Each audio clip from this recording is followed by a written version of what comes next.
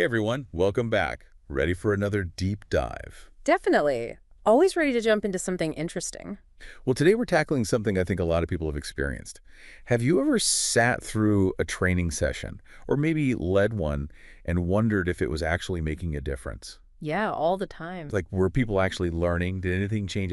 Sometimes you walk out of a session and it's like, what was the point of that? Exactly.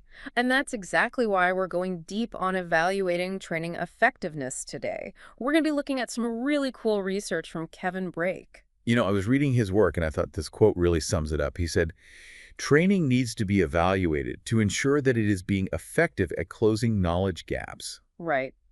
That's it in a nutshell. But there's a lot to unpack there, don't you think? Like, what does it actually mean to evaluate training? It feels like there's got to be more to it than just asking people if they like the snacks. Oh, definitely. There is way more to it. We need to get beyond those happy sheets, for sure. It's about figuring out if it's actually doing what it's supposed to do, Hmm. closing those knowledge gaps, which is crucial. Totally.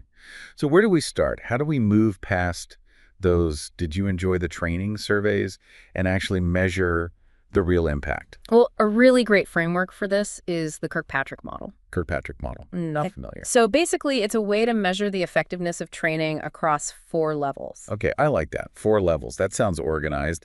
At least we're not just throwing spaghetti at the wall here. Exactly. It's systematic. The first level is reaction. So that's basically the immediate impressions people have. Like, were they engaged? Did they find the content relevant? Was the facilitator, good? Kind of like a first impression, like a first date vibe check. Yeah, exactly. Like if you're asking, did you like the training?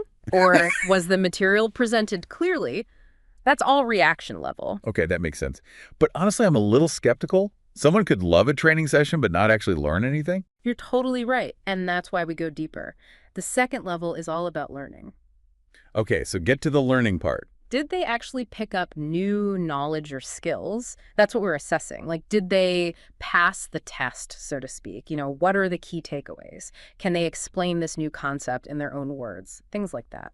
All right, so we're past happy sheets, and now we're actually testing what they learned. Now it's getting interesting. Yeah, and it gets even more real world with the third level, which is behavior. Behavior, okay. So this is where we look at whether people are actually applying what they learned back on the job. So it's not just head knowledge.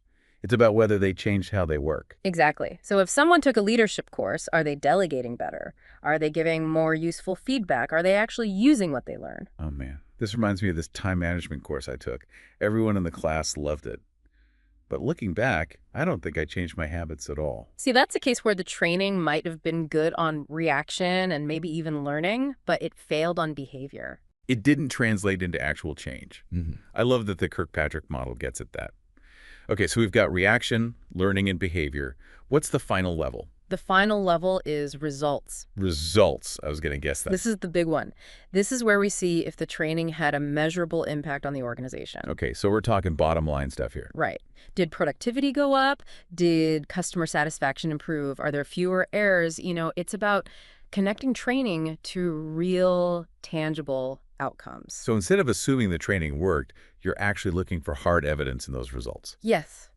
This is really cool stuff. This model is giving us a framework to go beyond those surface level evaluations and really see if training is moving the needle. Yeah, I think so too. And it's not just for big companies. It's relevant for any kind of training. Like, let's say you're teaching a new software to your team. Like our new video editing software. Yeah.